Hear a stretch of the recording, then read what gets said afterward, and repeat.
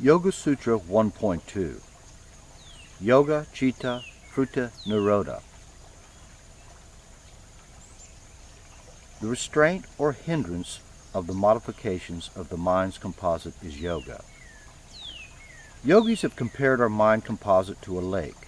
In its natural state, it is placid, calm, without disturbances. The restraints we employ to keep certain mental waves from disturbing the mind composite or to prevent them from rising is the ultimate goal of yoga. The entire science of yoga is based on these restraints. One has to join the body, mind, and spirit in union to achieve this state, and the experience of which is yoga. It is indeed a fascinating experience. In yogic science, the chitta, mind composite, is the total of three different levels of the mind. The basic mind, ahamkara, the ego or the feeling of I, which gives rise to the buddhi, the intellect or discriminative faculty, and manas, the desiring part of the mind which is attracted to outside objects through the senses. There is a phenomenon known as déjà vu, a feeling that one has previously experienced a situation he is in for the first time. Researchers believe it occurs when the eyes become out of sync for a period of time. One eye starts recording projections from the outside world as memory just a millisecond before the other eye records the same projection. The result is that, yes, you have a perception that you experienced, however, it was not weeks, months, or years in the past, but rather just milliseconds ago. In comparison, Patanjali believed that our reactions to the outside world are caused by waves that act in succession from the three levels of the mind. This happens so quickly that we rarely distinguish between them. My teacher, Dr. Rao, writes, "The entire outside world is based on our thoughts and mental attitude. The entire world is our own projection. Our values may change within a fraction of a second.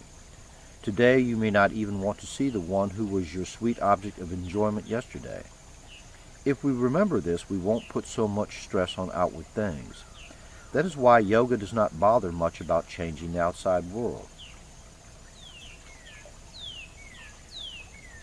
When the waves disturb the placid lake of your mind composite, those waves, called pritis, cloud and muddy the waters of your mind and prevent you from seeing the bottom, which can be thought of as your own self. When the lake is clear and there are no waves, then and only then will you see your own true self. Patanjali states that the mind has three states. The first is tamas, or darkness. It is found prevalent in tyrants, bullies, and it only acts to injure.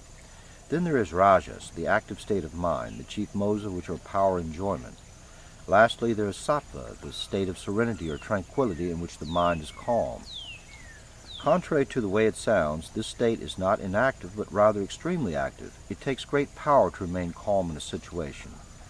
In a speeding car going downhill, it takes a strong person to apply the brakes. A weaker person would let it continue out of control. A calm person is neither dull nor lazy. A calm person has control. The mind composite is always trying to move toward the calm state, but the sense organs bring it out of that calmness. To be calm is the first step in yoga. The disciplined man masters thoughts by stillness and emotions by calmness. Lao Tzu. According to yogic science, the mind will manifest into 5 states, from a less developed state to the highest. Ragas are things we like, and dveshas are things we dislike. In between those likes and dislikes are attraction and repulsion, virtue and vice, knowledge and ignorance, rich and poor. These are characteristics of kshipta chitta, a darkening mind which is dull and tends to injure.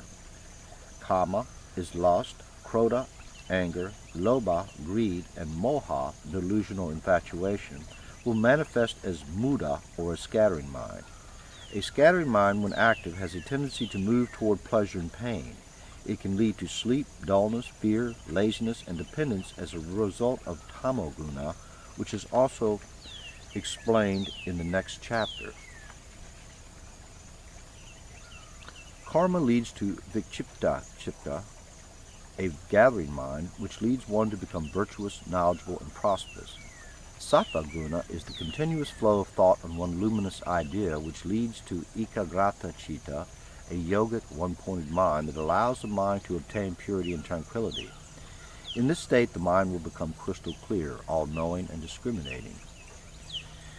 Vivekakayatha is the discrimination that leads to Niruddha Chitta, a concentrating mind, after which the mind becomes identified with the Supreme Spirit, which is the ultimate goal of the yoga practitioners.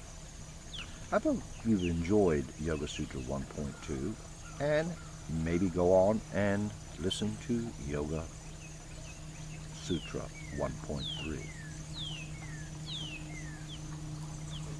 This has been Joseph Ketron from YogaOnTheYork.com.